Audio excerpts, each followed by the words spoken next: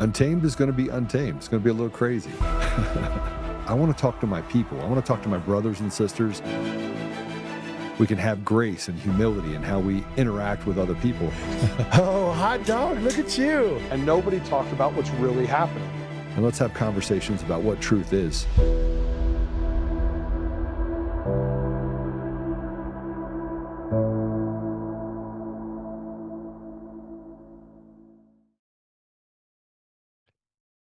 Welcome back. I figured I'd put a little bit of the White House in the background so we can have a little bit of the White House. I hear the lights are still on. We've got quite a show today. We have a guest that I think is going to really excite all of you. And we're not necessarily going to talk about the shutdown. We're not going to talk. We're going to talk about it from he's basically someone that can. Oh, why is it not letting me do this? That was pretty prominent during. All right, hold on a second. There we go. Got it to work. I should probably do this before we actually go live every day, but that would make me right.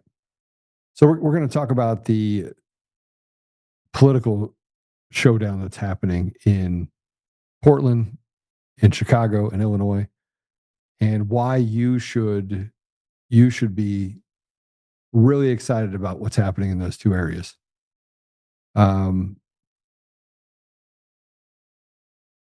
There's also a thing called conversion therapy that they're taking to the Supreme Court. Colorado was taken to the Supreme Court, and they're trying to claim that the state can control therapists' speech, even faith-based counselors. They can tell you what you can and cannot say. And we have this gender dysphoria that's happening, and a large result of it is because of what they're able to do with this propaganda. Now, we talked a little bit about this with Vince yesterday, and that is, if you had 5 people in a room, this was done. This was an experiment that was done. If you have 5 people in a room, and let's say 4 were actors and 1 wasn't, and the 4 that were actors, their only job was to contradict what you saw right in front of you. Your only job was to create enough of an environment that you could convince someone that what they were looking at was right, because you had enough pressure from the 4 people to convince the 5th person that what they were doing had to be the right way. Now, David touched on this in his documentary, Let My People Go. And I should have looked it up before I actually came on, but the principles of it are pretty simple. And that is, we walk through the lines. You have 2 lines. One's a long line, one's a short line. Your job is to actually pick out the long line, just a line on a piece of paper. And they had the actors there that were talking about it. And so they basically said they would call the short line the long line.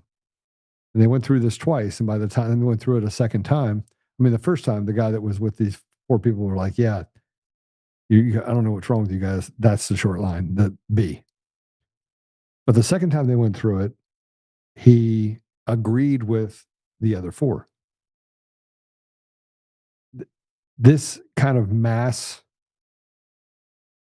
psychosis is, it basically is rewiring the brain to see something it can't see.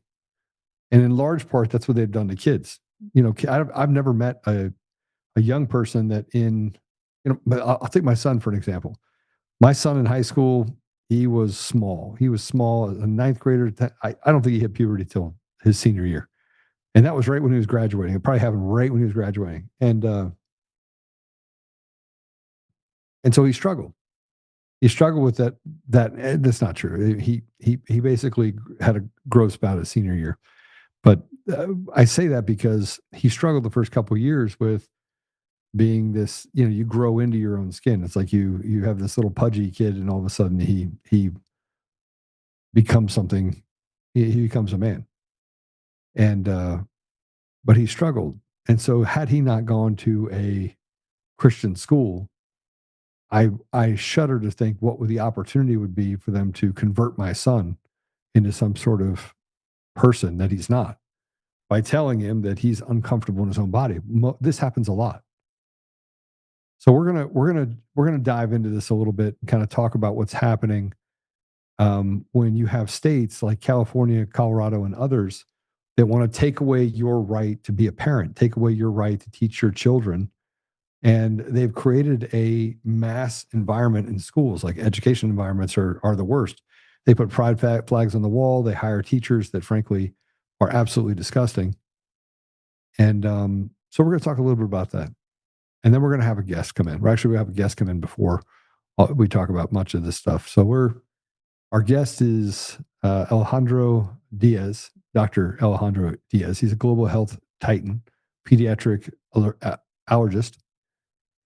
He's a mastermind behind the Biopolitiks, with decades of advising world leaders, screening millions of migrants, and dissecting health policy. Dr. Diaz is here. He's going to talk to us about his take on the Trump-Pfizer deal. And we're going to talk a little bit about vaccines and kind of how we sold out. And then the battle over choice. Sorry, background. Over parental choice versus what the Big Pharma is doing. And then I just have some questions for him. And that is why? Why are they doing this? I mean, don't we wonder why we can't wake up in the day and say, in the morning and say, oh man, it's a beautiful morning. My kids are going to school. They're going to learn about math and science and English and cool stuff. And we're going to go into the inner cities and we're going to try and teach them about how to excel. And they're going to be our pilots and our lawyers and our doctors. Instead, they put a hat on these children that has a rearview mirror on it. Only what they see in the rearview mirror is a perception that is built by these wackos. They're just wackos. And these wackos go out and they build a fraternity. And then that fraternity goes out and tries to convince you that everything you're seeing is real. When we're done talking about all that, we're going to jump into the ICE agents and what's going on in these areas and whether or not, let's just call it what it is. It's sedition. It's sedition. It's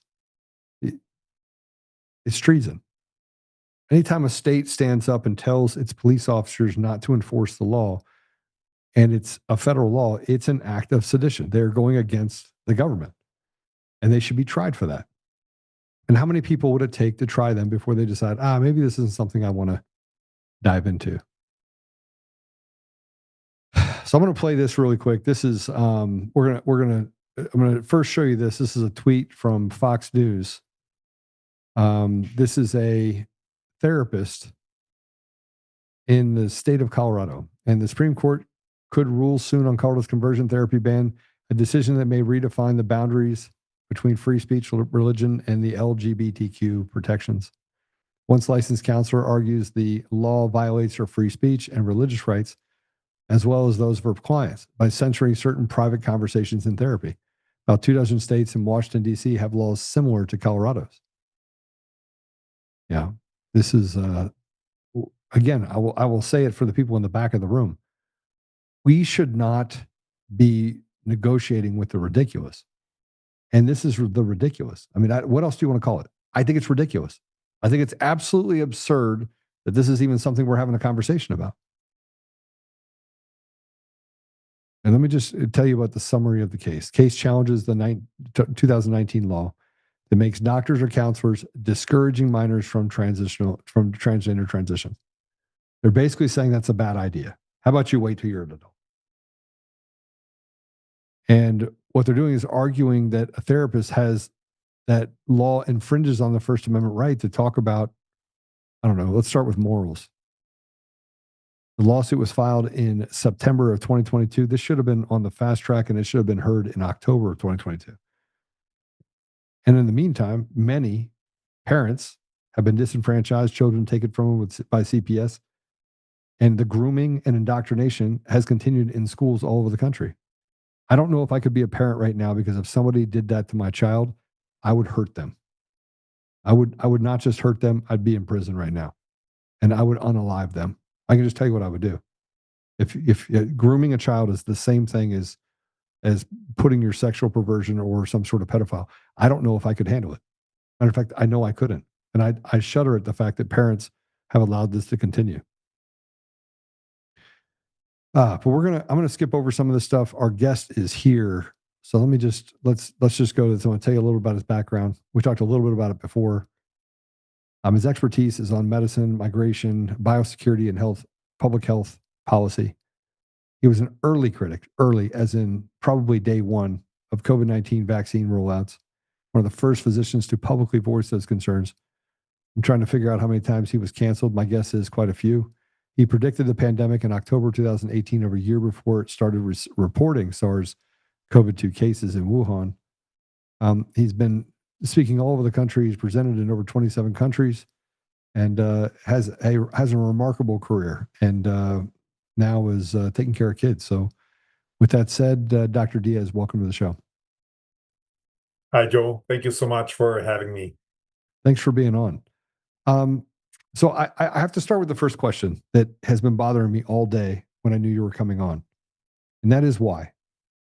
It can't just be about profits. Why is Pfizer doing what they're doing? Why are they rolling out vaccines that are killing millions of Americans? Why are we seeing people all over the world being vaccine injured going back decades, and yet we can't correlate or create a causation to correlation marrying just based on the basic fact that this is what happened day one and this is what happened over that time period with the new vaccine schedules?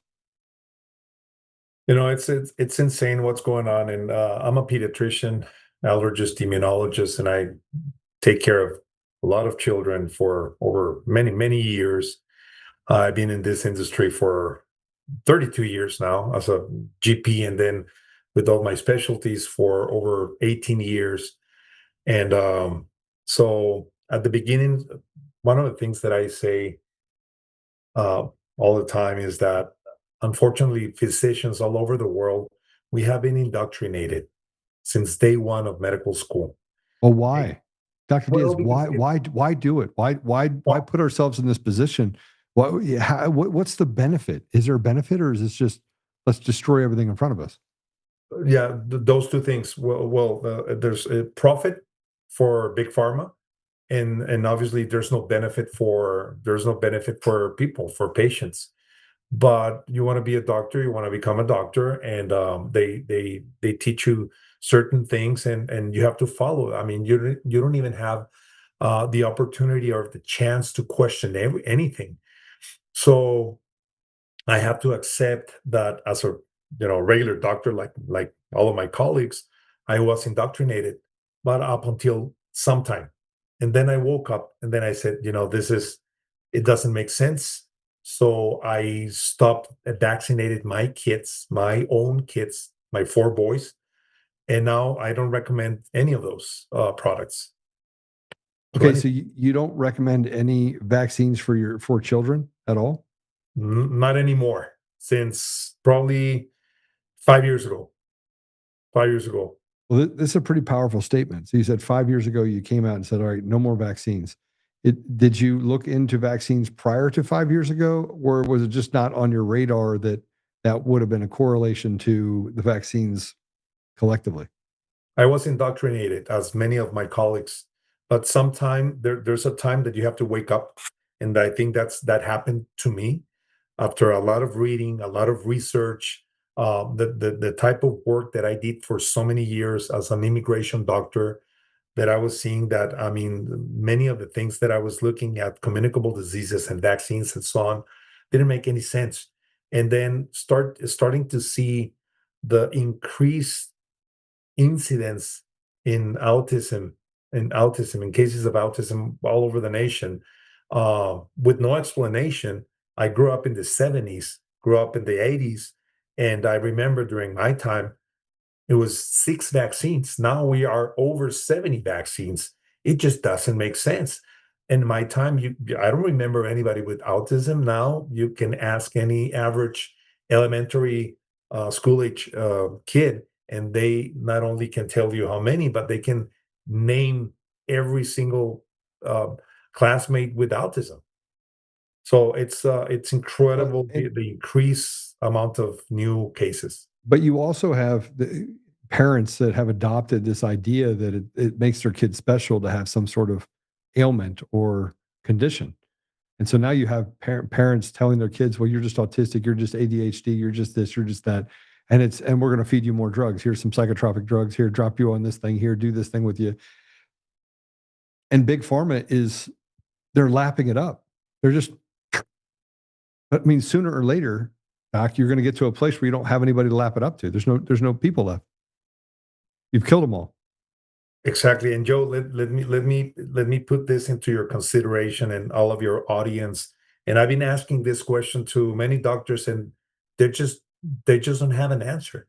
And this is the situation. Do you think it's in the best interest of Big Pharma to vaccinate kids at a younger age, as young as 24 to 48 hours of being born with hepatitis B, and then the whole set of all the preventable diseases? Do you think it's in their best interest to, specifically for, let's say, DTaP, which is diphtheria, pertussis, whooping cough, chicken pox, even pneumococcal, meningococcal, and those kind of diseases? Do you think it's in their best interest to prevent those diseases that the vast majority you can treat them with antibiotics, or many of them there are self-limited? Do you think it's in their best interest to do that, or there is something that you are applying to the children, and then it will pop up in the future? I think it's this is the second option, because I mean, all those diseases you can treat them very well, and most of them they're self-limited, but very few people are asking those kind of questions. Okay, so but you have to ask the question. This, by the way, was a conversation that me and my friend had, and he's like, Joe, and he believes some of the stupidest things I've ever heard in my life. He thinks the world is flat, and that there's a flat Earth. So there's and he I don't know. I mean, I can't. That's even not a topic for this show. I think it would get too crazy. But we had the conversation about vaccines and about Big Pharma, and he's like, Joe, do you really think that they're out there just trying to kill off their population? I mean, come on. And I kind of looked at him like, you're late to the party, bro. Yes, I think they're trying to kill off the population. He goes, there'd be no benefit. They want to make money on you. They want to keep you around. I was like, so they keep you sick and then they give you drugs to keep you alive while you're sick? That sounds awful. He goes, that's right. That's why we know they're not doing it, Joe. And I just shook my head and I went, this is what most people think, Doc. Most people think that nobody is that diabolical. But it is that diabolical, right? Look what happened with the COVID pandemic. I never call it pandemic. I call them the COVID operation. That was evil agenda. That was an evil agenda. I mean, and if you look into this perspective, Joe, you will see that everything is just two things. Number one, it's a product of mass formation, and it's a product of polarization, where people can fight each other and then create chaos. But then you kill off people. I mean, it's like a mass reset, right? A reset. Exactly. Yeah. You're telling me as a doctor that you've come to the conclusion that they're basically just trying to kill off 90% of the population. What percentage are they trying to kill off, Doc? Well, with the previous schedule of the vaccines, not kill, obviously not kill. I don't believe that, but definitely to get people sicker, definitely through specific cell programming, and right, you can do that. And mRNA. you can do that. So they have this mRNA that reprograms your DNA, basically, that rewrites the scripts of how your body operates. That's led to myocarditis and a bunch of other diseases, right? Exactly. Yeah, but I was mentioning diseases are deadly, Doc. They're deadly. So I mean, so they do. No, but I was referring to the previous schedule before the mRNA platform. Right. Okay. So you get the vaccinations, then all of a sudden you have this increase in eczema, allergic rhinitis, urticaria, asthma, and all this huge catalog of diseases, huge after mass vaccination. That's one thing. So just to get people sicker. Now, a different story, a different animal. It's the mRNA technology with the COVID operation. That's a different thing. And there, I really think that one of the main goals was to disappear as many people as they could. Yeah. But they're two different things. All right. So let's plan this out. Let's just think about this. You have vaccines, which are one part that pharma is making a killing on, and it's creating massive amounts of comorbidities, right? Would you agree that that's increased over the last 20 years? 25 years, yeah. I mean, it didn't even exist before. Right. It wasn't even really a term. Now we have comorbidities everywhere, and everyone expects us to just ignore it. Like, this is just, oh no, this is fine. It's global warming. Yeah. I mean, just blame it on global warming. So you have that as a problem, and I'm not laughing at it. It's not funny, but you have perfectly healthy children given a vaccine, and they turn into an invalid, can't speak. Now they're nonverbal, and it ruins their life for the rest of their life. That's not the only problem we face, Doc. We've been studying cancer for 70 years, and all we have to show for it right now is chemotherapy and radiation, the same thing we've had since the 1950s. Yeah. We've been studying it for 60 years, 70 years, 80 years. You're telling me in 80 years' time, we've made zero progress? Zero. How is that possible? Well, we can come up with 165 different vaccine strands. I mean, it's 70, but I mean, the schedule, I think it gets over 100, doesn't it? Well, it really varies, but it's around between 75 and 90. Okay. The whole schedule from day 0 to up to 21 years of age. We're giving people flu vaccines. And anybody that knows anything about viruses is that viruses want to live. So over time, they get less potent. But then we're consistently putting out flu vaccines with a new strand that then creates a new strand at the very top of it that is potent, that has a high potency. And we have this kind of up and down. I looked at a chart for the flu over the last 20 years, and the mortality rate of the flu over the last 20 years, and it's gone up almost 100%. We can't be the smartest guys in the room, Doc. Why aren't they stop doing what they're doing?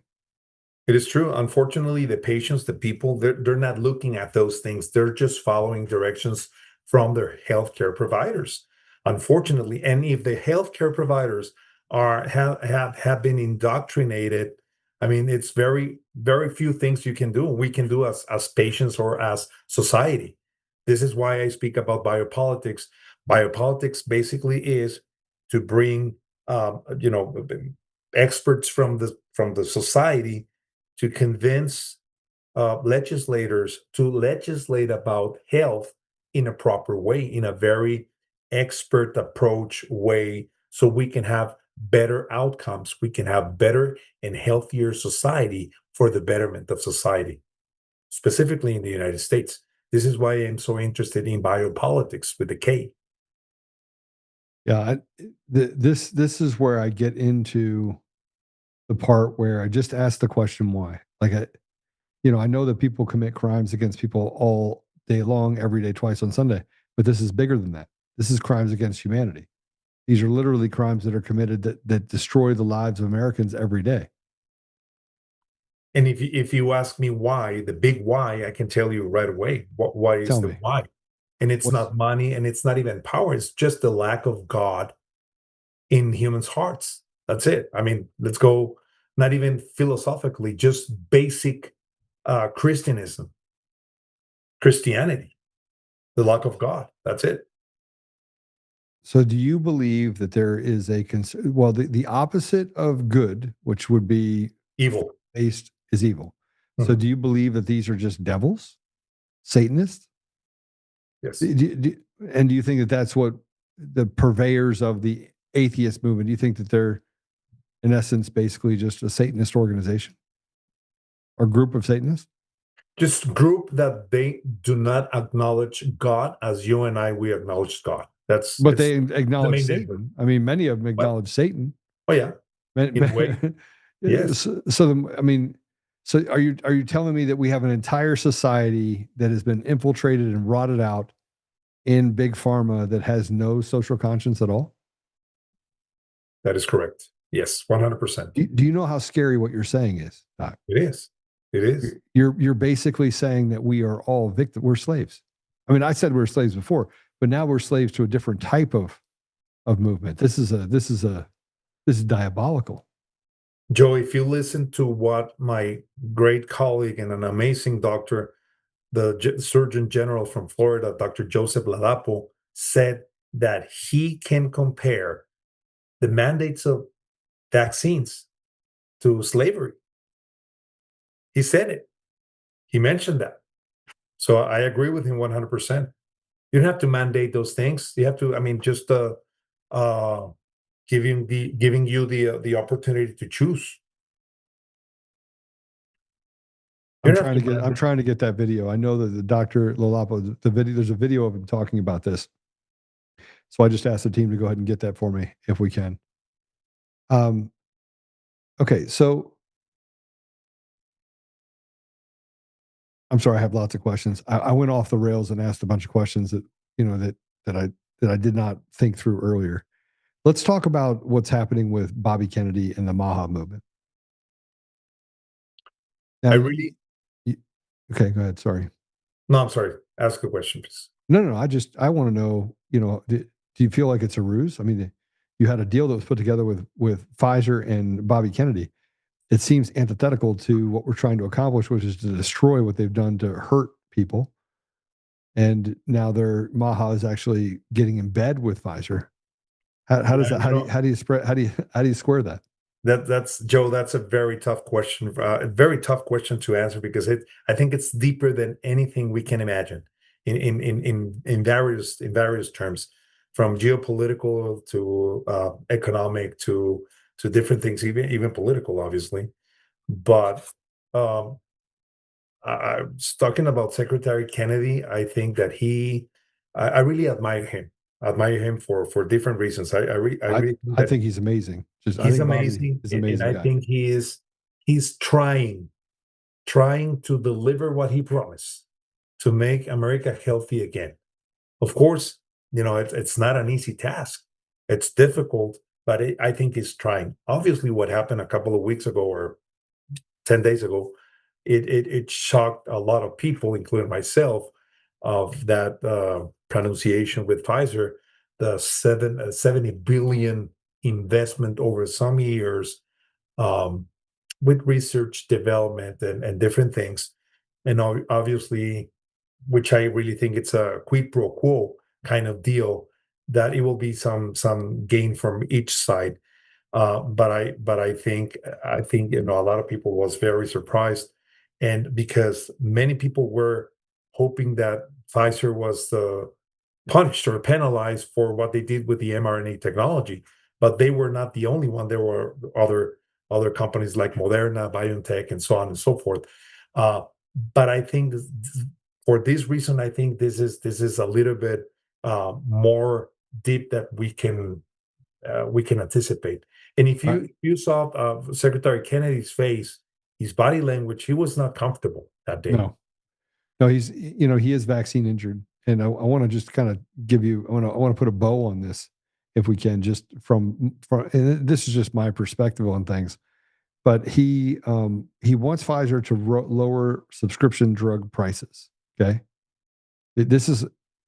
I always say you never stand on the side of the devil, not even for a minute. Don't ever stand on the side of the devil.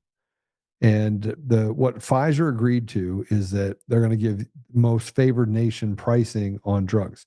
Now, let's just say Pfizer is the kingpin of all of the drug companies. They're all, by the way, you know what all pharmaceutical companies have in common? They're all felons.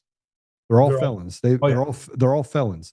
They've paid the equivalent of almost $30 billion in fines for criminal acts, not for civil acts, but for criminal acts, and they've gotten away with it. Like, people have gotten away with massive crimes against humanity inside these pharma companies because they have qualified immunity. They're immune from prosecution, just like judges, right? just like congressmen. You can't sue a congressman for slander.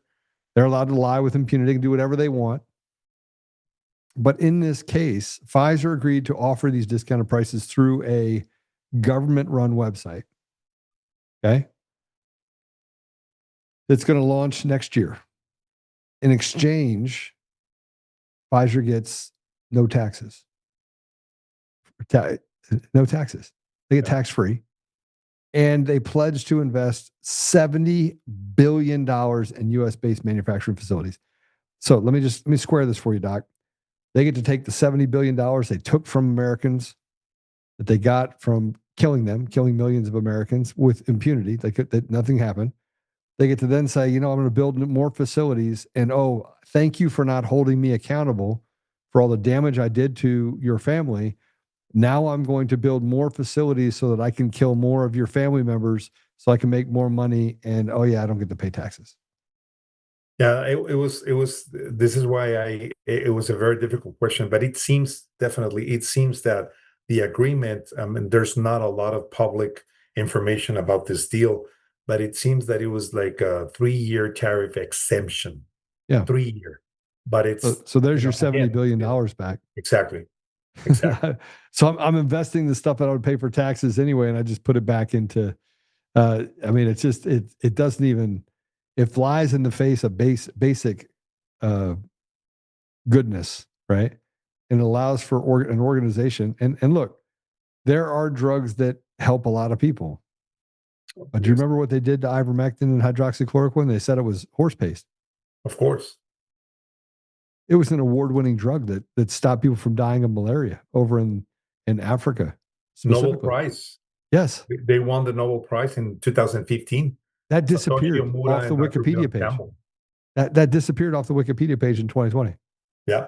Go on. And it's a cheap drug, very cheap drug, easy to get in different countries. And, it's easy to manufacture. It's easy to make. The industry doesn't make that much of profit. So that's why they're going against this type of repurposed drugs. Okay, but then they decided that Pfizer said, "Hey, we're gonna pay big media to stop this." Yeah. Right? To stop talking about it. And until we made what was called Pfizer-mectin, which was ivermectin. Yes. And the average cost of those pills was $1.38. Correct. For Pfizer-mectin. Am I this is truthful, right? Yeah. Okay. So then they started to say that was a prophylactic for COVID, right? And ran it side by side. I mean, it's a crime. I mean, I don't even know how that crime could be committed, and we're just sitting here having a conversation about it as if, hey, no harm, no foul. It is Joe. It's unfortunately the inconvenient truth. That's it. It's been happening for decades. For decades, people lost their family members. Oh yeah, because they wouldn't give them ivermectin. Yeah, I was talking about the whole pharma deal, but yeah, ivermectin is an amazing medication. I use it all the time, and now with mebendazole, it's incredible. We're starting to see even patients that have severe cancers and different like stage 4 cancers. They're getting better and better. So there are thousands and thousands of successful cases. Square it for me then. I mean, let's. I mean, there's thousands of people watching right now, cross platforms. Square it with me. Who are we as Americans? If this is the reality, and they get a $70 billion tax break, and they don't get held accountable for putting poison in the lives and then the veins of Americans here in the United States, and they get a tax holiday, and they get to invest another $70 billion, and then be given an audience by the U.S. government to then turn around and put more poison into our kids' bodies while still having these vaccines that are you're a doctor, and the doctors that come behind you, doc, they're not teaching them to think for themselves. There's no critical thinking. So pretty soon you'll be retired, and the doctors that are in your shoes will be pumping poison into the next generation.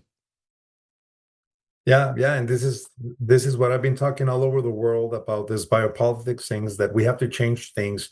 We have to be We have to come back to our basics, back to basics. We have to have moral ground, ethical ground, and we have to be awakened. First, do no harm. That's exactly what we have to do. First, do no harm. It has been there for thousands of years, and first, do no harm. But unfortunately, we are being poisoning our patients in our society worldwide. This is not only for the United States. This has been worldwide. This is why Big Pharma is so powerful. But we need more awakened doctors. We need more Christian doctors, more doctors that are committed with society, that they really want to do things for the betterment of society. Like back in let's go back to the 50s, 60s, 70s, even 80s. Now it's a different scheme, definitely. The hard part about saying it's a different scheme is that we're not allowed to think critically, and we're not allowed to question what's right in front of us. We saw this happen in the election in 2020, and in large part, we stayed away from it for the 2 decades that elections were being stolen prior to that, because they were basically stealing down ballot state races and then moved quickly in from there to let's take over different states one by one. And the United States is a very different model because you have independence in those states. You have state-run governments that have their own state governance, and then you have national governance that kind of puts over an umbrella of this constitution, right? So there's 2 layers, but when you steal enough states that you have density and you have different lawyers and judges and different politicians at different levels in those environments, once you have that density, then you basically control the entire populace. You own them. This is why, Joe, biopolitics, it gets so relevant, because we need more biopolitics. Biopolitics, basically, it's meaning bringing the best doctors, the most the doctors with more expertise in different fields, talk to the legislators, and then they can legislate about health, the right way to do health for society. Because let's face it, 99% of all legislators, they're not physicians, they're not doctors, yet they are legislating about medicine. How can you do that, Joe? This is simple math. This is just very simple. Just bring the experts.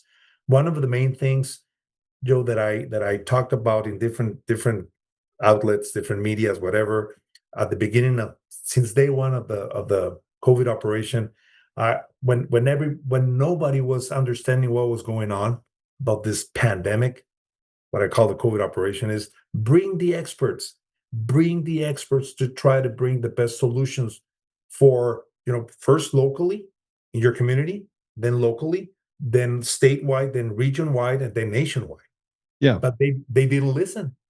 We could have done a much better job instead of what happened, but they didn't listen. They didn't bring the experts. That's true. But Doc, they would argue they did bring the experts, and the experts say that you're a denier. You're a science denier. Of course. I mean, how do you feel about that? I mean, you have all the facts on your side. Mathematics add up.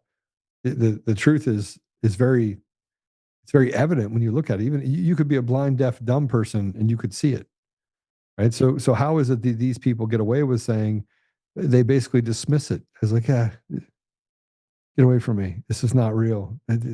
Dr. Diaz, he doesn't know what he's talking about. Yeah, of course, because that was the name of the game. It's mass formation. Mass formation. So one people will do it, another larger group will do it, and then the rest will follow. I mean, can you imagine at the when they came up with the first vaccine early 2020, early 2020,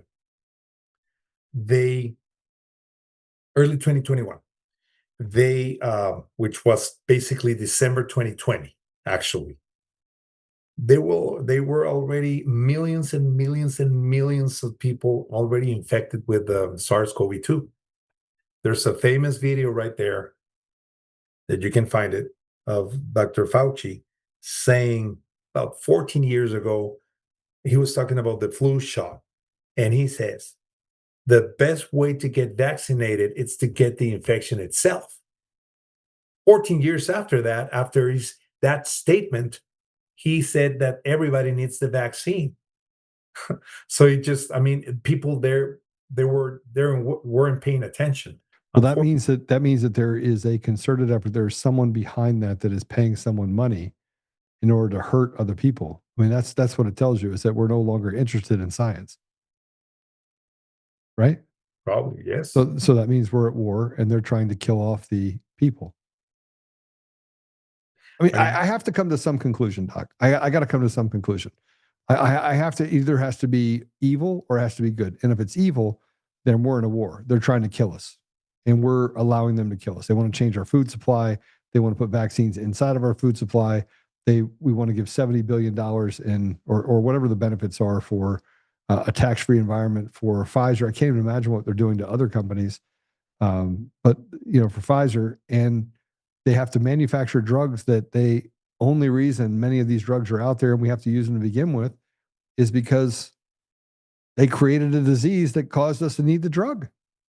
Joe, there's no question in my mind that this is evil. This is what I call the evil agenda. Yeah. And I spoke about this at the Esplanade in the UN in Geneva. And I spoke about this, and I told, this is the agenda of evil. That's exactly what it is. So then how do we stop it? I mean, if it's an agenda of evil, that means it doesn't represent any sort of scientific benefit for us to continue to follow it. So why are we still following it? Why is the public so in this place that we've watched them do this harm to us over 20 years, and we sit back and twiddle our thumbs, and then they tell us, if you say anything, we'll just throw you in jail? I mean, why are we even putting up with it? Answering your question, Joe, the only way we can stop this, it's by creating and bringing more brave voices to create exactly the reverse of that mass formation. So we're going to create a mass formation, but in a reverse way, creating conscious, bringing brave voice to speak out and speak loud everywhere. This is exactly what we need, because, This is not just a U.S. problem, though, is it? It's a worldwide problem. So that means that you could not have this spread all over the world if it wasn't created, if it wasn't manufactured. Oh yeah, of course. Yeah. This was created 100%. There's no question in my mind. This was not created by natural selection. This was man-made, created with an evil agenda. I mean, I see patients on a regular basis, Joe. I have seen patients for over 30 years, and I treat countless number of COVID patients during the pandemic, and I've learned a lot. And we created a large group of brave voices, doctors, physicians all over the world, giving conferences in different countries in the world, talking about this, risking our integrity, our lives, our license, our jeopardizing everything for the betterment of society. That's what I have been doing for 5 years. So let's hypothetically say, I mean, how many people are we talking about? 1,000, 2,000, 5,000? Of what? Of voices that are out there speaking. It's hard to say, Joe, but let's talk about only doctors, because there are a lot of non-doctors that are very brave people, very documented people, and they've been talking all over the world. But let's talk about doctors. I want to say that probably no more than 150 brave doctors. I mean, brave doctors that they will fly, they will Doc, go, they will attend. That's not enough, brother. There's 8 billion people in the world. Yeah, I know. There's 8 billion people in the world, and we're, for the first time ever, we have a negative regression on births. So we're actually going backwards. And by the way, the clock of going backwards is ticking like a time bomb. The slide is like 0.021 or something. Yeah. So once it gets to 1%, it's a slide that's hard to reverse. I know. I mean, so 150, Joe. Can you imagine? Out of 8 billion. But for every single, including myself, for every single person, every single human life, physicians that have been brave enough to go out there and risk everything, it's for them. For me, it's all we have. It's our life. It's what we do, and we are exposing us to look what happened with Charlie Kirk. It'll keep coming. I mean, it's not just Charlie. It's I know. what they did to Charlie Kirk, and then how they covered up for it and lied about it. Exactly. And here's the bad part. I heard what they were talking about, that this bullet that was shot was a 30-06.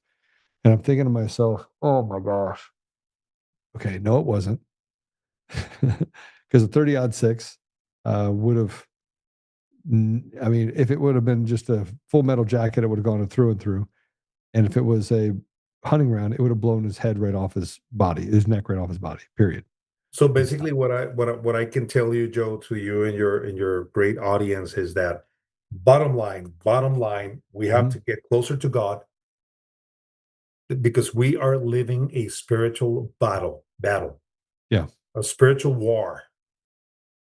This is exactly what we are living, and we have to get closer to God, closer to,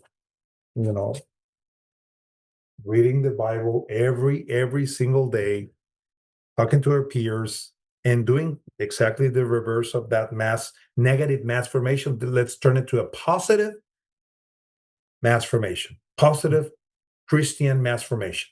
I think that's the only way we have to get out of this unfortunate cascade of events, negative cascade of events. Let's go through a couple things really quick. So just number one, how many vaccines do you recommend parents give their children?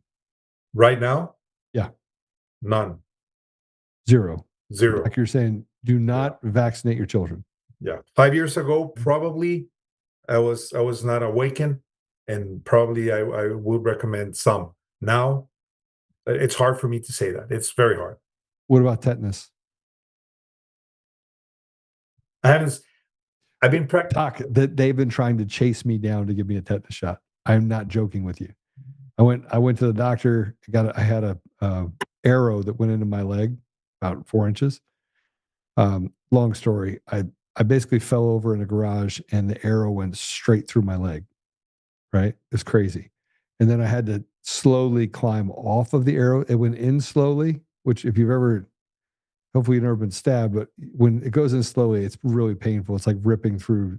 And then I had to pull it out slowly, right? This arrow. So I went to the doctor, and they had to stitch it up on the inside. Then they had to stitch it up on the outside, right? Do all this flushing and everything else. Yeah. And the lady walks in and had this syringe. She goes, "I'm going to give you a tetanus shot." I was like, "Oh no, you're not." And those are the preventable disease through vaccinations that can be cured and treated with antibiotics. Yeah. I mean, let's face it. I've been practicing for over 32 years, and I've been traveling the world and training Europe, United States, Mexico, different parts, and I haven't seen a single case of tetanus. I haven't seen, as a pediatrician, a single case of measles.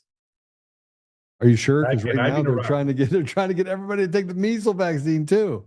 It's just crazy. And they show us a picture of a person covered in bubbles. Of course. And I'm like, that's not even real. It's not real. And they create fear. They create fear, so everybody will go and rush and get the vaccines. But this is mass formation, Joe. This is why people like my colleagues and myself, we've been raising our voices, because we want the best for the people, for the betterment of humanity. Risking everything, Joe, everything. Oh, I know exactly what that means. I definitely know what that means. What about parents that already have had vaccination for their kids? Is there a protocol that they can take? Is there something they can do to reverse autism, reverse some of the things, the damage that's been done to their children? Yeah, it's again, Joe. That's a tough question. It's hard, because up until now, there's nothing proved yet scientifically that can reverse autism. There are some papers here and there, but it's hard to say that. On the other side of the token, for what happened with the mRNA technology, the mRNA platform with Pfizer and Moderna for the COVID, there are some serious studies, like the one for Dr. Peter McCullough with the Wellness Company, that he was able to not only prove scientifically that this worked, but to compound, nattokinase, bromelain, and black pepper, normal stuff, across the counter stuff, bromelain, and different compounds to reverse the damage of the mRNA technology.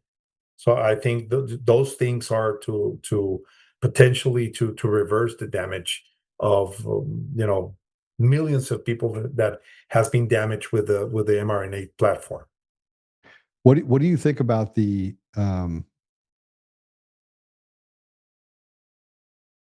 what do you think about the snake venom part where they said it was part of snake?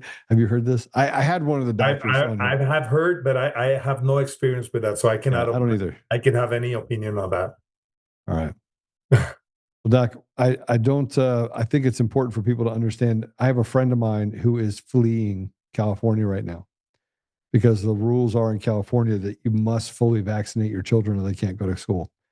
And then they just upped the ante on that and said that they can arrest parents and take the kids away from the parents if you don't vaccinate your children in California.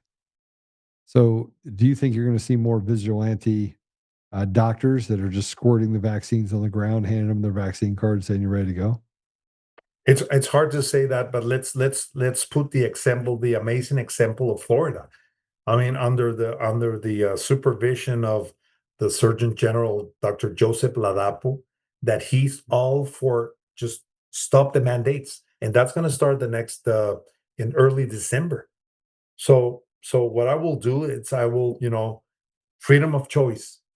If someone would like to get their kids vaccinated, they're free to go and do that, but not to mandate. We cannot mandate those things because we have seen numerous and hundreds of thousands, if not millions of cases of vaccine injured people. I have seen it in my clinic. Do you think the vaccines have made people more susceptible to propaganda? You think it's weakened their ability to comprehend reality or to fall into this trap? In some instances, I have to say yes. Yes. Especially with what happened with the mRNA technology. That was terrible. Well, what was your defining moment? I mean, when did you wake up? Did you just wake up one day and it's like, let me just look into this? I mean, what was this didn't look right? When I went to the whole process of medical school, the whole process of training, internship, and then the residency and fellowship and everything. The thing with doctors, Joe, this is worldwide. The thing with doctors, you don't have time to think. You're so busy taking care of a very hard career, taking care of and being up to date with the journals, with the guidelines and here's and there's, taking care of patients every day. They don't give you time to think critically. So they take away from you critical thinking. You're not allowed to question anything. But even in those instances, I was like, something doesn't add up, something doesn't make sense. So I have that always in my mind. But even though that I have that, and I have 4 kids, I did vaccinate my kids, and I regret it, to be honest. But 5 years from starting 5 years from now, I stopped all the vaccines with my kids. No more. That's it. No more ever, ever. Not for my wife, not for my kids, not for me. No more vaccines of any kind. All right. So then I just got to ask, I just have a few more questions for you that I think that people want to know. We have the thing with RFK. Bobby, it does seem uncomfortable. I saw the video and I thought he was going to reach out and choke the living crap out of the body language. Yeah, he was not happy. He was not happy at all. And President Trump seemed a little bit hesitant as well, which is odd, right? Neither one of them felt comfortable with this deal. The Pfizer guy was giddy. He just thought he won the lottery or something. Yeah. You're talking about Albert Bourla, the CEO. Yeah. He didn't take the vaccine? He's a veterinarian. No. He's not a doctor. Did you know he didn't take the vaccine? He didn't. No, he did not take the COVID vaccine. He didn't. No. Yeah, at all. At all. And everyone's like, "Oh, Joe, yes, he did. He took it." No, he did not. He had to answer a question. He had to answer the question to Congress: did you take the vaccine? And the big answer was no, I did not take it. He chose not to take it. So he fed poison to the American people and never took the vaccine. There was not sufficient data. There was not sufficient research. There was not double-blind placebo-controlled trials. People have to understand that. Whenever you can, Joe, you and your audience, try to read the book of my great friend, Dr. Naomi Wolf, The Oh, yeah, Pfizer it's a great Papers. book. That's Yeah. an amazing book, and obviously the real Anthony Fauci by Secretary Kennedy, Robert F. Kennedy. Here's my question. We have books of information that show the crimes committed by these people, right? They're crimes. Yes. Why have they not been arrested? It's hard to say. It's another great book that I recommend everybody. The Courage to Face COVID-19 by Dr. Peter McCullough and John Lake. Yeah, it's a great book. Great books. I've read all those books. I read this book, so I knew it was an operate day one. I'd seen this happen in the Middle East and Africa before. I had seen operations, and this was definitely an operation. This was an intelligence operation. I was against it day one. Now, I didn't know the specifics around the COVID, but I got up to speed very quickly on viruses and what they have the capability of doing and so on and so forth. I asked you a question and you said, I don't know. And the question was, they've committed crimes. Like, these are crimes. We can see them, that we're not stupid people. We have a legal system that is supposed to put criminals in jail. Mm-hmm. So we have crimes committed. We can see it with our own eyes that this is the outcome that has caused mass amounts of harm to our American people and people around the world, and they're still walking around. Why? I don't know. It's hard. It's hard to describe this. I mean, I have the same question. I question myself that question every day. So that means the American people have no value.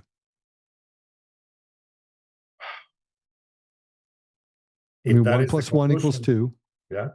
They steal elections. We can see it. They do nothing about it. They persecute and take away from us. They have judges do the bidding for them. They're henchmen. Big Pharma does the same thing. Vaccines do the same thing. By the way, there was people that went out and basically gave vaccine cards to people so they didn't have to get vaccines so they can go back to work. Right? Those people went to prison. So we prosecuted people that literally went after and tried to stop the crimes being committed against people.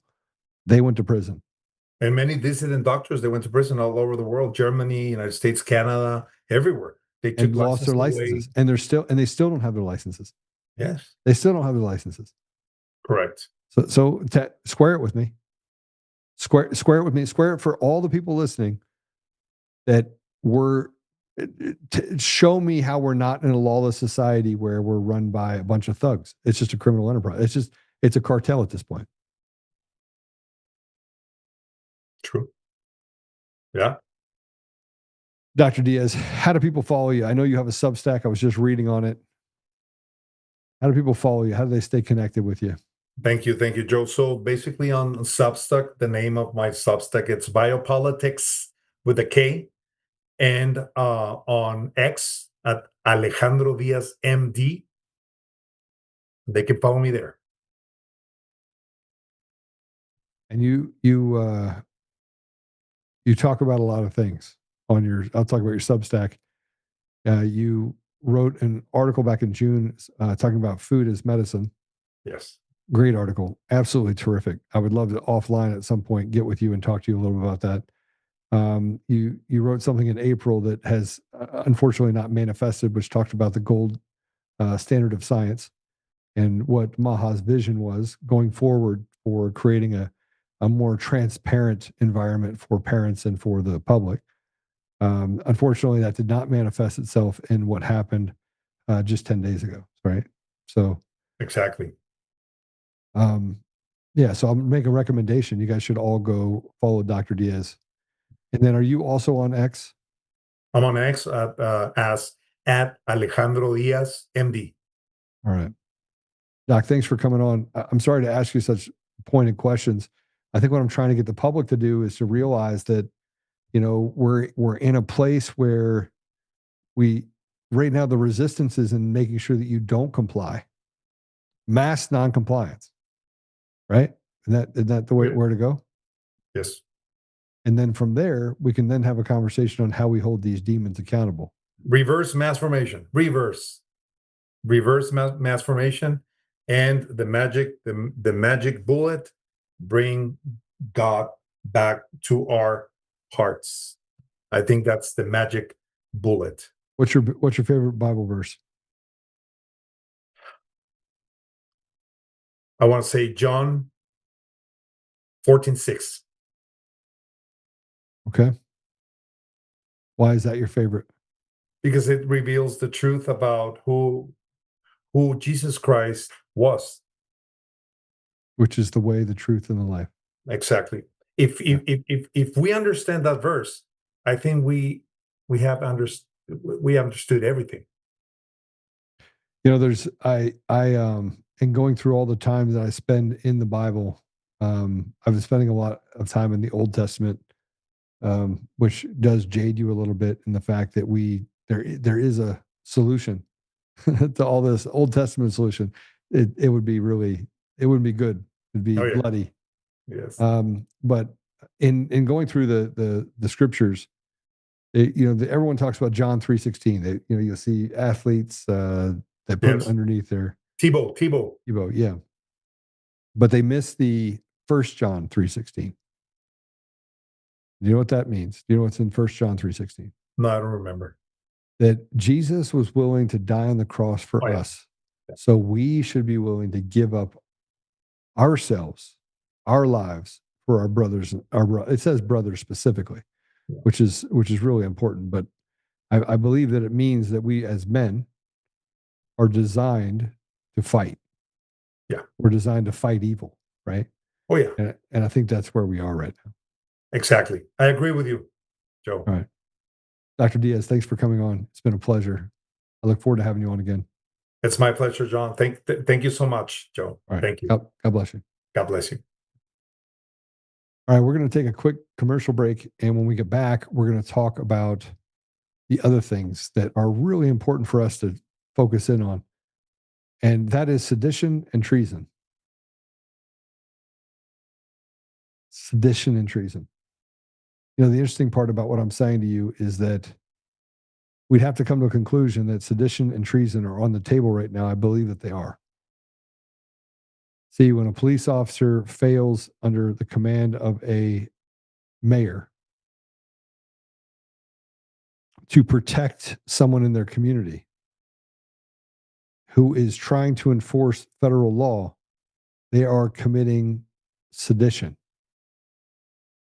The act of purposely standing in the way of someone else trying to overthrow the rule of law of the country, federal government. Gavin Newsom is guilty of sedition.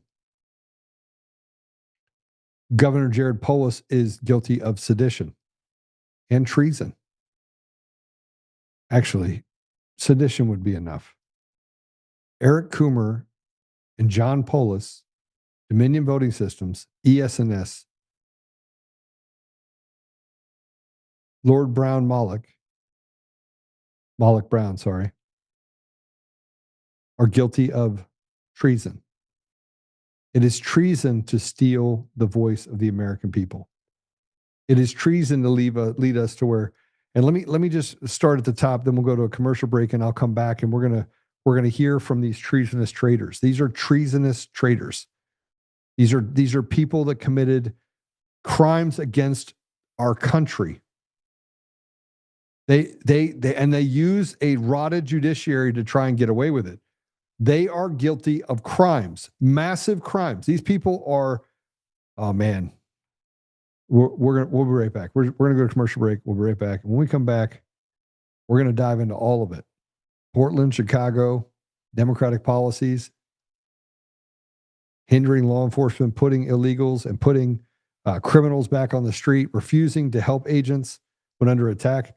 People are dying. People every day. I will say this, President Trump, people are dying every day. You said that if people were dying, if people were being killed, people are dying every day because of a rotted judiciary that was put in place by stolen elections in every state. And I'm sorry that you can't see that deeply into what's happening, but that's exactly what happened. That's why Tina Peters had a judge that did what the judge did to Tina Peters. That's why they were able to attack you in every court. And yeah, it got overruled. And you know why it got overruled?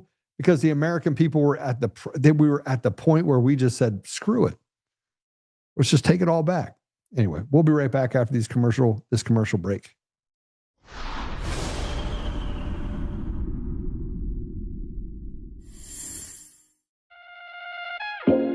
My first time here shooting at the shooting range. How's it going? It's also my first time, and I'm really excited. It's also my first time here, first time shooting a gun. My day off of work, and they were like, hey, you want to shoot some guns? That was awesome. The revolver is crazy. I will definitely come again. Yeah, it was awesome. Really cool experience. 100% bringing my friends here another time. I like to come shoot because I get to spend time with my family. The same for me. I love spending time with my family. It's something to do. It's a lot of fun shooting. When I first moved back into town, the first place I came was DCF Guns, and I signed up for a membership right away. I got into shooting because of self-defense. I would encourage all women to be ready and to feel comfortable handling a handgun. This was my first time ever shooting at DCF West. It felt amazing. I shot an AR-15 and it was amazing. It was powerful and I loved it. I'm here today as a part of a group of women that support one another in continuing to practice and refine our knowledge. Not only self-protection of ourselves, but protection of our loved ones as well. I have fun and I get to meet with other ladies. You should always be prepared to defend yourself. And I love coming to DCF Guns West to shoot. I come with my family. It's a nice, clean, friendly range. Here I feel safe. I feel like the people to my left and my right are also really cognizant of their range etiquette. That's why I come to DCF Guns West. Come join the DCF family today, where we keep the range hot and the deals hotter. Hey, this is just in from Fidelity. Gold could hit $4,000 an ounce as the Federal Reserve cuts rates to cushion the U.S. economy. The dollar drops and the central bank keeps adding holdings. Gold has been on a record-breaking tear over the last few years, and it doesn't look to be slowing down in the years to come. Are your savings protected with precious metals like gold and silver? Are you waiting for gold and silver to shoot even higher in price? I want you to call my gold partner, Goldco, today and learn more about what precious metals can do for you. That's 844-960-GOLD or visit untamedgold.com. You'll get a free 2025 gold and silver kit, and you'll get info on the #1 precious metal offer in the game, where you can get up to 10% back in bonus silver just for getting started. But supplies are limited, so don't put it off. Call my gold partner, Goldco, at 844-960-GOLD or visit untamedgold.com. That's 844-960-4653 or visit untamedgold.com.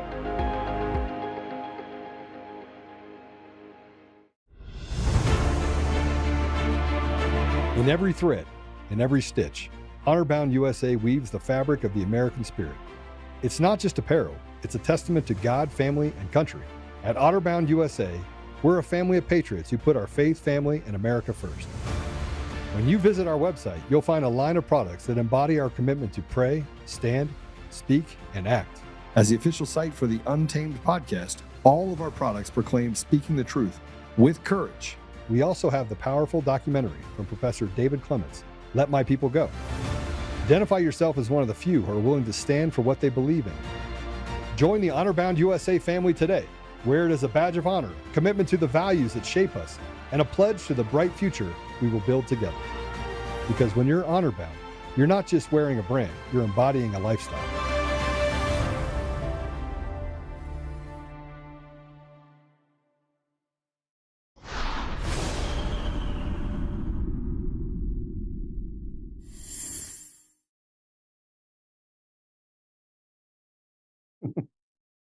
All right, say hi.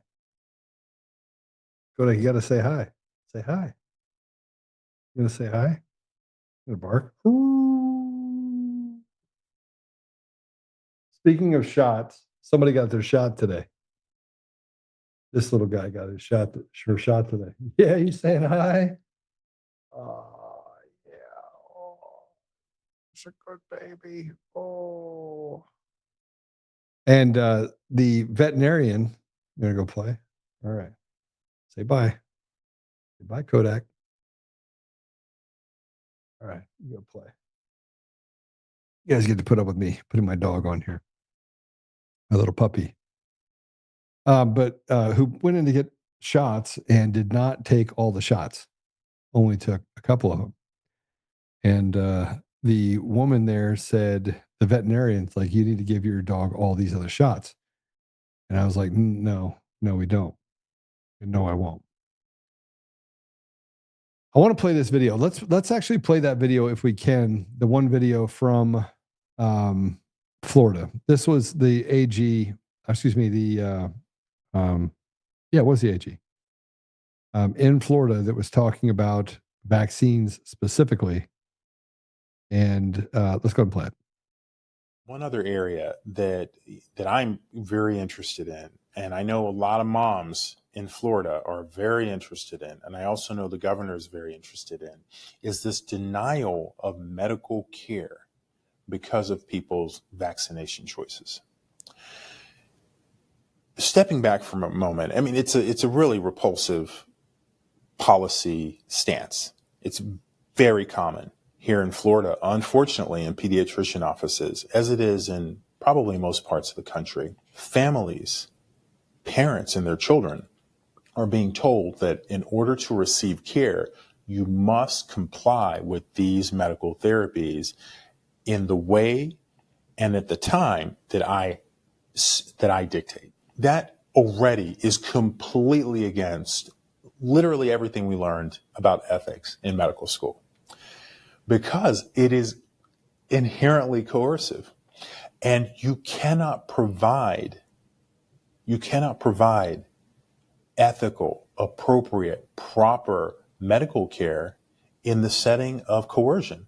It's impossible. And, you know, my youngest kid is 6 years old, and he can explain to you after a brief discussion, he would be able to explain why it is very clearly coercive to punish families by kicking them out of your practice if they do not agree to taking a medication.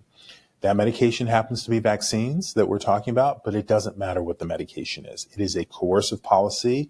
It's as bad as a policy can be. So on a practical level, what happens sometimes is that moms or dads may just want to, for example, spread some vaccines out, or they may not want to take particular vaccines because they have some concerns about their child's sensitivity or their need for a particular vaccine. And for parents to be kicked out of pediatrician practices for that reason, it's just wrong. I mean, it's plain WRONG wrong. And it takes Captain Obvious to tell us that. I mean, think about what you would have to be thinking to tell a parent that if you don't give your kid a vaccine. By the way, the only person that is in any sort of danger, if what they're saying is true, which it's not, is going to be your child. Right? Nobody else is actually harmed by it at all.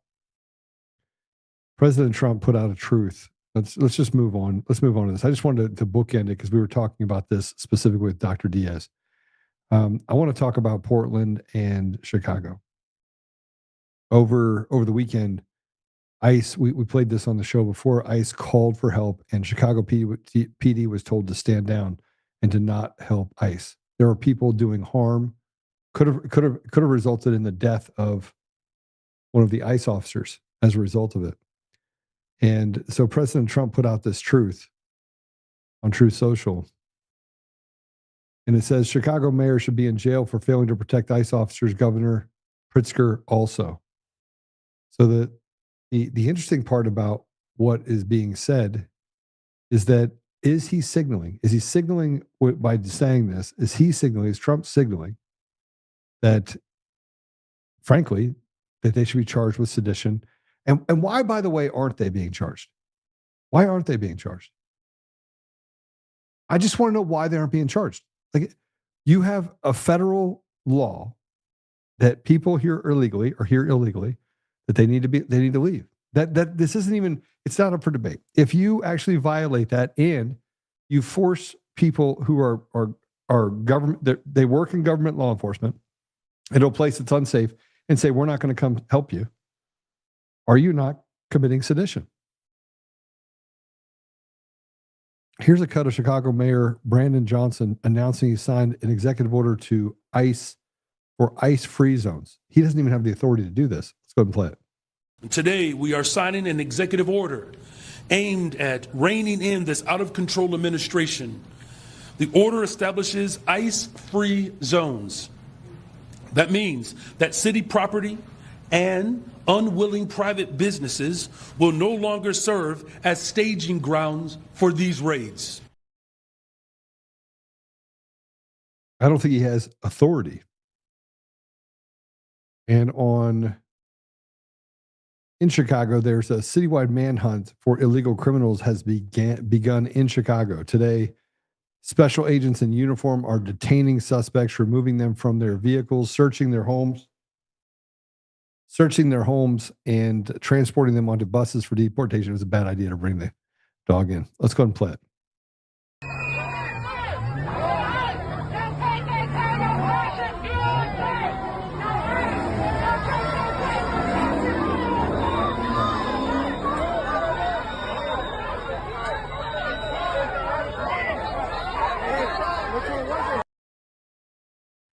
So I want everybody to understand that who's behind Antifa and who's behind these people. It's called the Democrat Socialists of America. They're the communist arm that basically is funneling money in, and they're not doing a good job of reporting all the money that they're receiving either. But federal agents in Chicago have basically just stopped tolerating the leftist agitators. And well, take a look at it. This is the arrest made in front of the ICE detention facility just last week. Let's play it.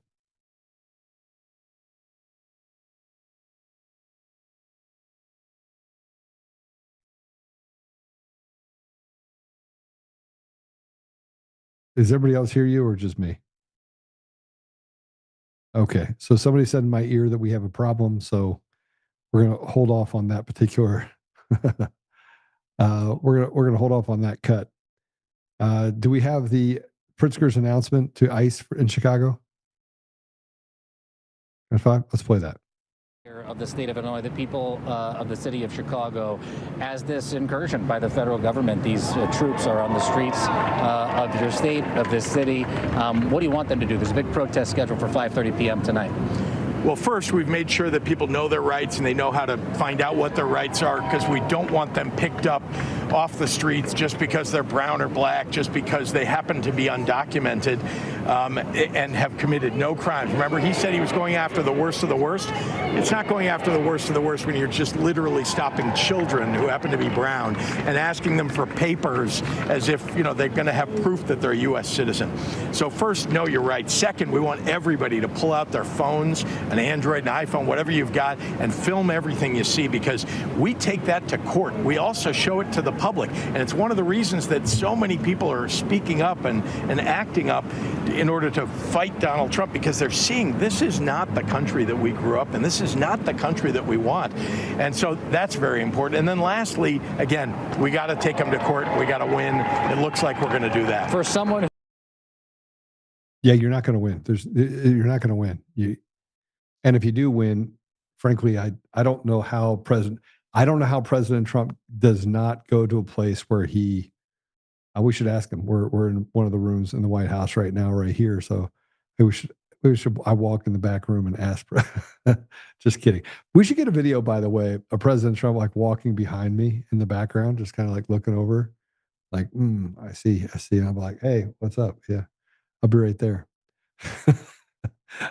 I want to play this. We couldn't play it before. We have it now. This is cut 4. This is the Chicago Border Patrol and ICE agents saying we've had enough. Let's play it.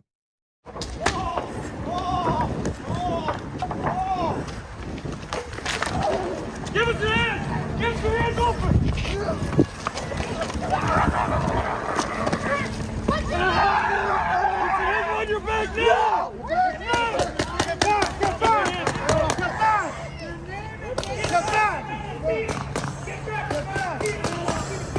Get back! Your name and date of birth!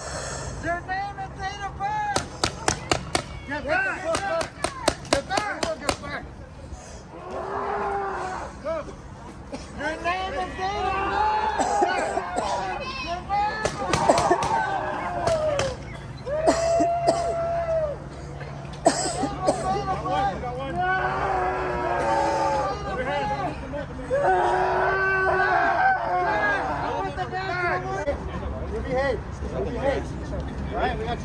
1, 2, 3. My keys.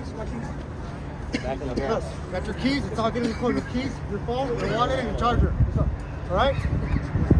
Guys, give me a circle. Take a circle around the back. Y'all keep recording.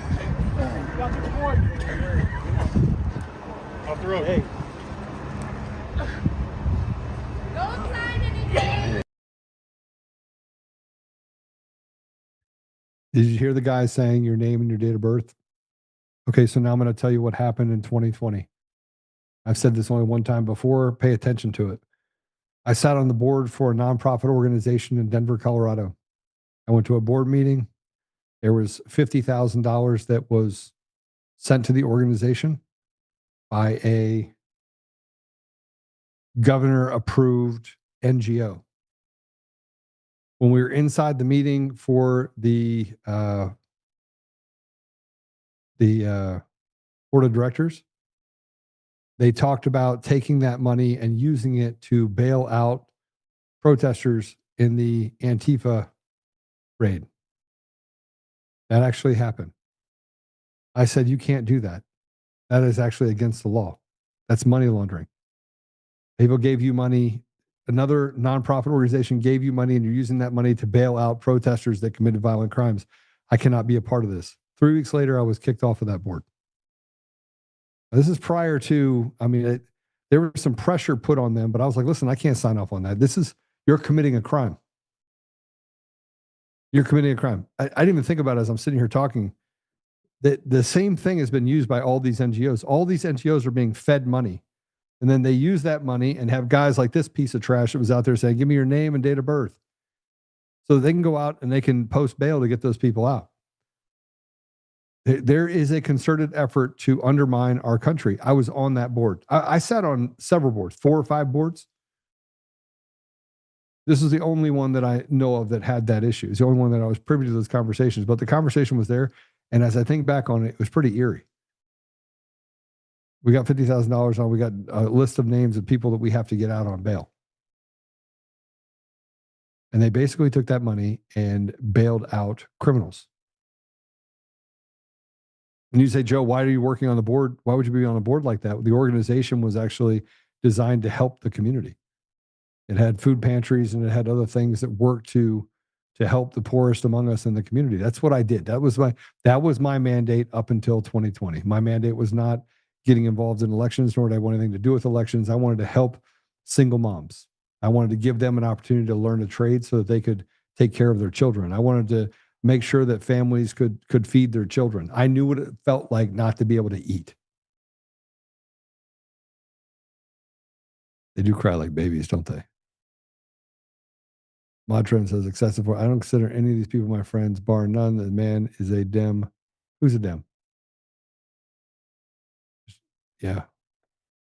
All right, let's go to the next one, shall we? This is J.B. Pritzker's son. See, it's a family affair. This is organized crime. You want to know what it is? It's organized crime. And the only way to get rid of it is going to be to arrest 50,000, 100,000 people for sedition, have them put in jail for sedition, and get rid of the judges. And the only way to get rid of the judges is to charge every one of the judges with sedition and crimes. You let somebody out 39 times, you should go to prison for the rest of your life. Do that to a couple thousand judges and make the other ones resign. Here's Pritzker's son showing protesters how to escape out of the very, very small zip ties if and when they're arrested by ICE. Let's go and play it. So, hey, if you get illegally detained by people impersonating federal officers, they're probably going to do something really dumb and incompetent, and they're going to use zip ties from Home Depot to secure your wrists after they pin you to the ground and while they're trying to load you in a van, right? And to avoid going to the second location, I don't have a proper full-size zip tie, but the same principle applies. And I learned this in a SURE class a couple of years ago. So they'll secure you like this in front or behind, okay? Usually behind. But all you want to do is come out as far away from your body as you can and jerk against your rib cage, and they just come off. And yes. Okay, so if you're behind, if they get you behind like this, which they probably will, you have a lot less range of movement if you're a fat person. But the same principle applies, which is that you're trying to get a good snap against your rib cage, and they come right apart. And the important part is that that's not breaking the width of the tie, it's breaking the locking mechanism, and it just pulls through. And you can do this with most zip ties, even the big heavy-duty half-inch ones that you can buy at Home Depot. Anyways, yeah, so quick don't go to the second location tutorial. Hopefully that keeps some people safe. Thanks for watching, and don't practice tying yourself up at home. This does tear up your wrists really badly, and like don't do this for fun with heavier ties, because it will hurt your wrists pretty badly on heavier ties, but it does work.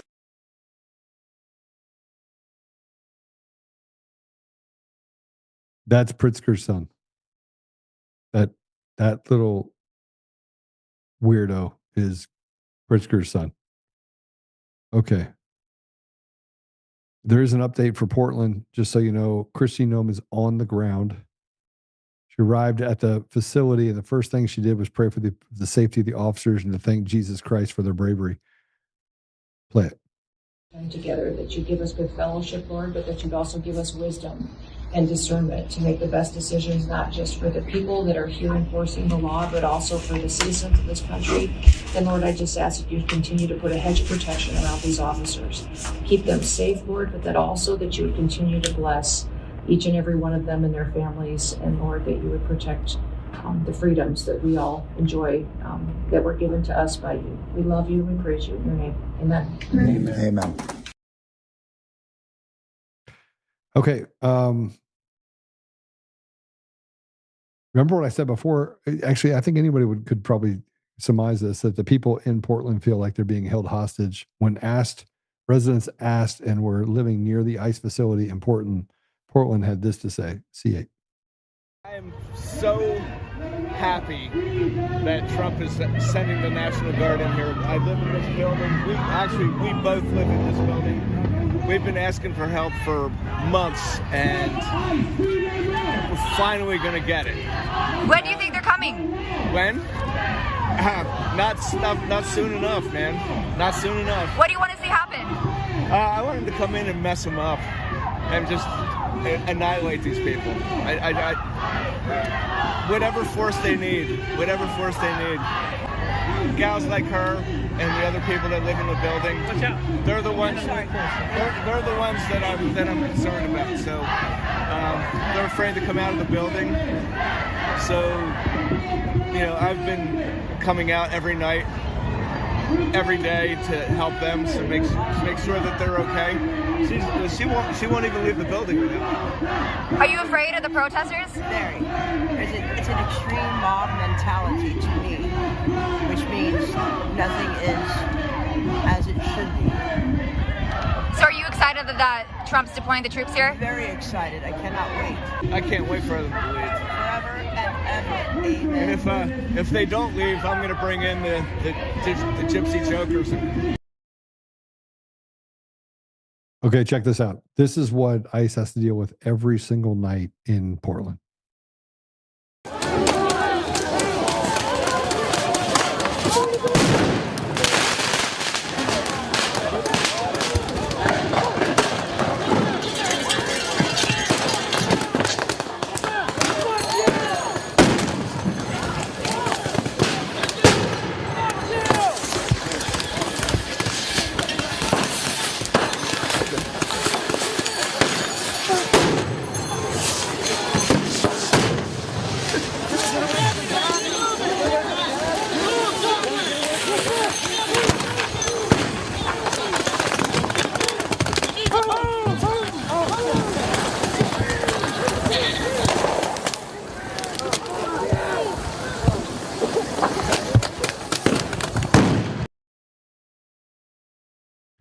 What I think the ICE agents should do is just rip off all of their face gear. Just rip them off and make them have to suck in the fumes. Look, I don't have, these people are there every single night. They don't have jobs. This is their job. They're funded by, you heard that Black Lives Matter went after George Soros' organization for tens of millions of dollars for back payments. That should tell you everything you need to know about George Soros. And here's young Oregon patriots arriving at the ICE building in Portland to support the ICE and the upcoming troops. Let's play this cut.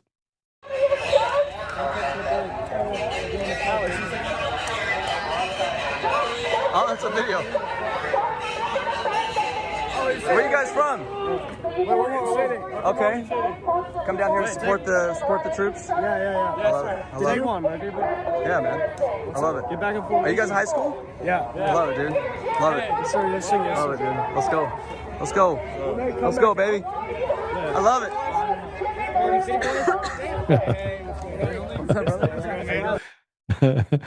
I freaking love it.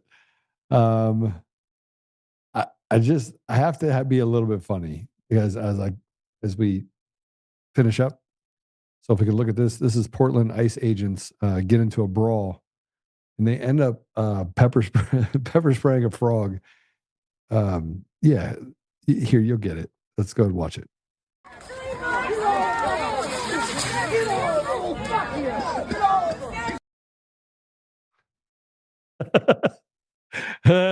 Nothing better than a frog in a suit that has that little fan on it. Have you ever seen these fans? And so it blew all that stuff inside of the inside of the frog. The frog got really mad and posted on Twitter that this is what it's coming to when ICE agents are attacking a frog. We have this is the part that just blows my mind. We get to the place where we just don't have any common sense and we don't have any just common decency. It's pretty outrageous. I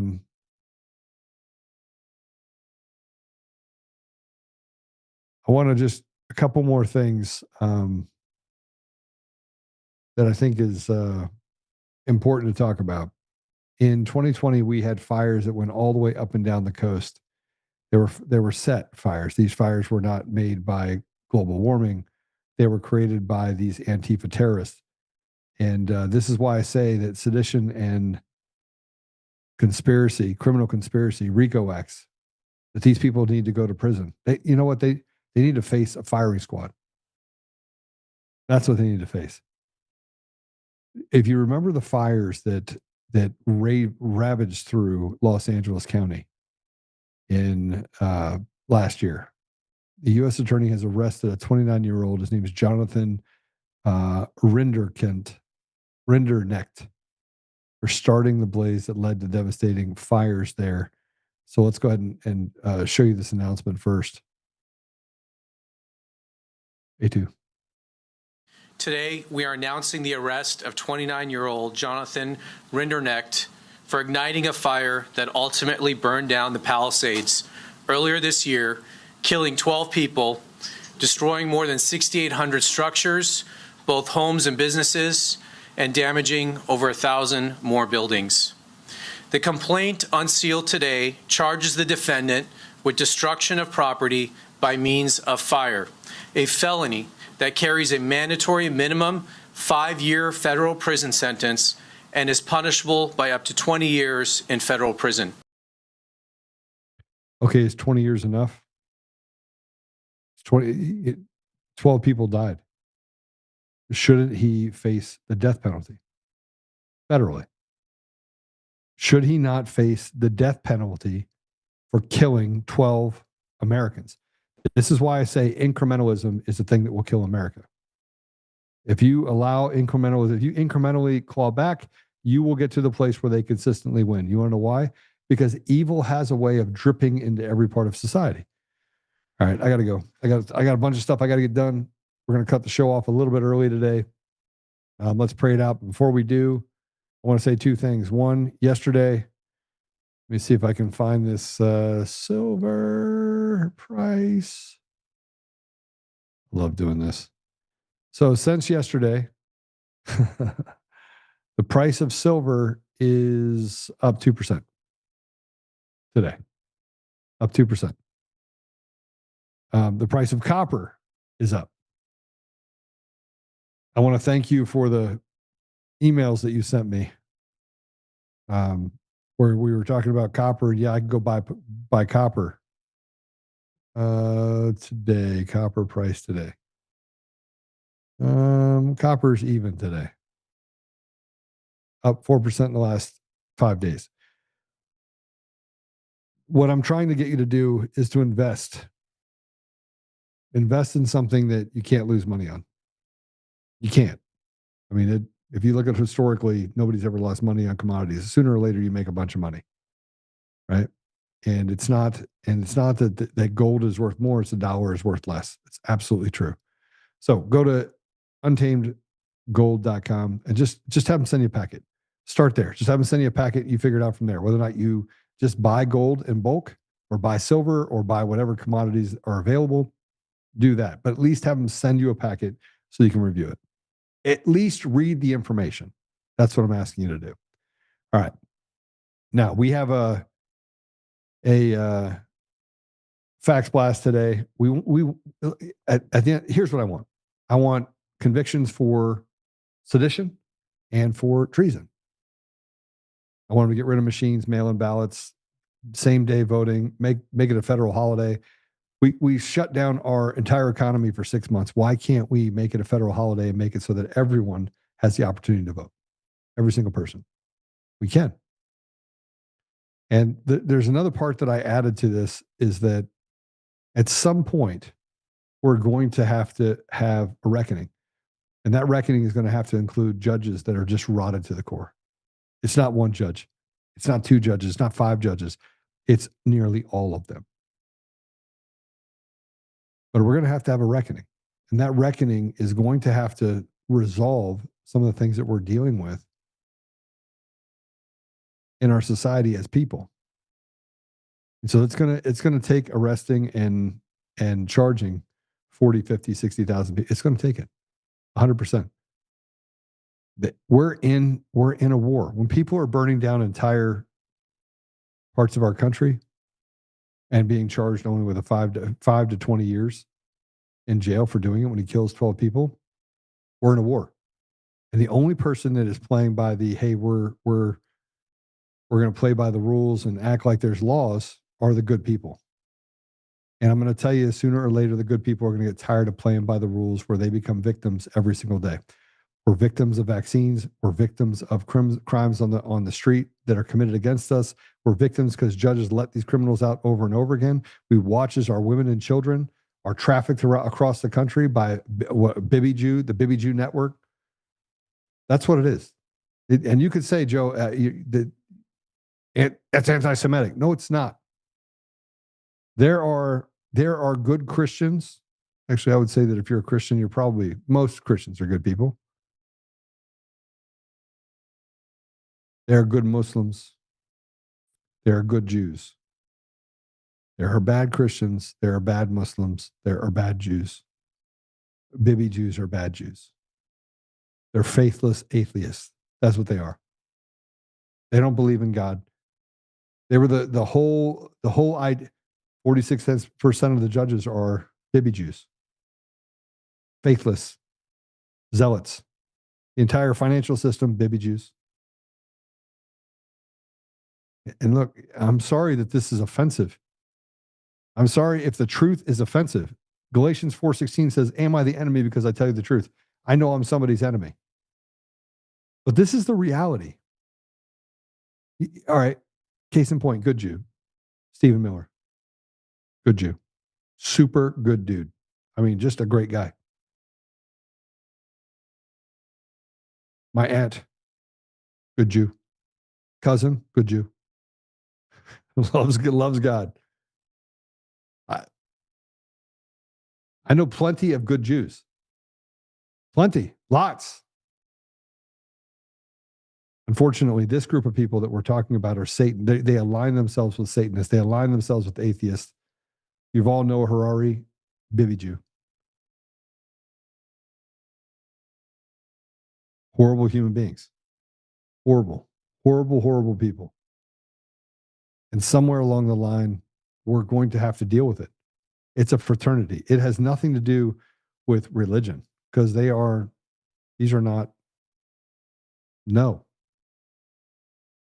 But if we don't deal with it, we are going to see us watch them incrementally destroy our entire society. Hand it back over to the Hasidic Jews. Hand over Israel to them. And by the way, they're facing the same problem that we face here in the United States. They are captured there as well. 5 times in 8 years, Israel's government collapsed. Go look it up. It collapsed. And it does not say in the Bible that I have to stand behind faithless atheists and that's somehow that I have to bless those people. I do not. You never stand on the side of evil. So today's Facts Plus, go check it out at untamednation.com.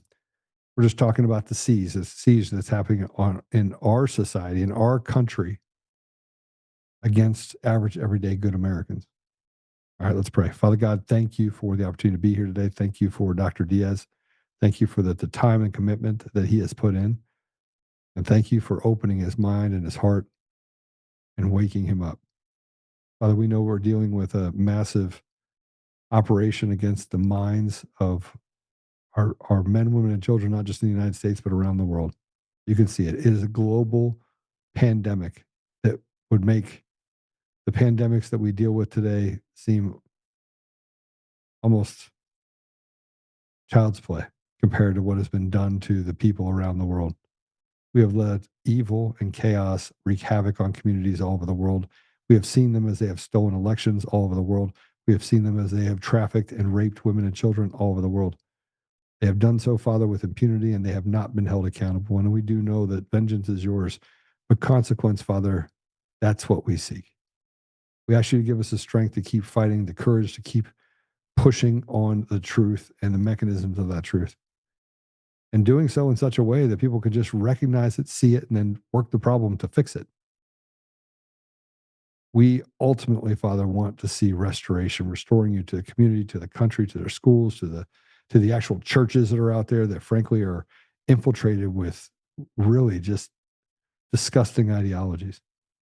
We ask you, Father, to give us the pathway forward and to put us in a place where we can have influence over destroying the evil within our community. We ask you, Father, for patience. We ask you for humility. We ask you that we may be able to give grace to those that are around us that are deceived. And ultimately, Father, we just ask that your will be done and that we do the things and listen to the still small voice that tells us what we need to do individually and collectively. Help us to stand together, Father.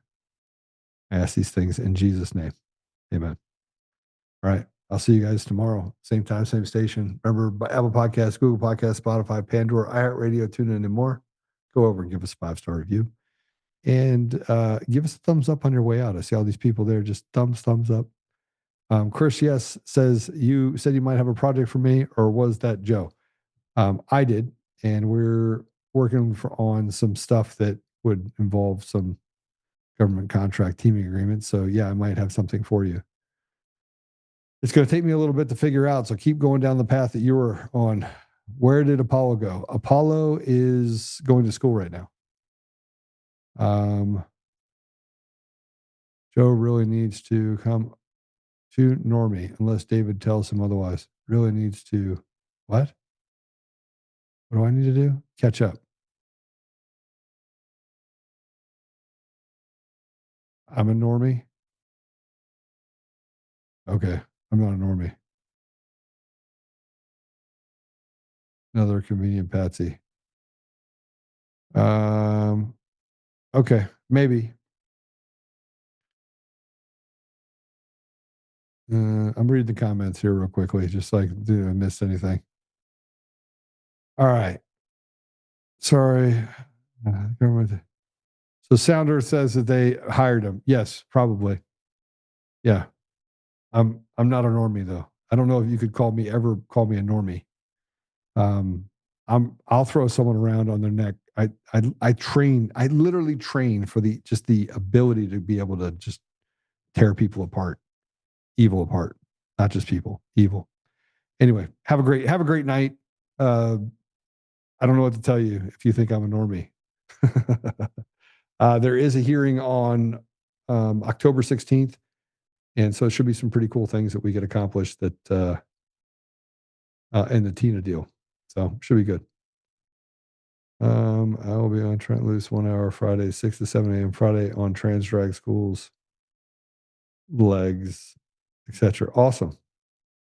All right. Take care. Be good.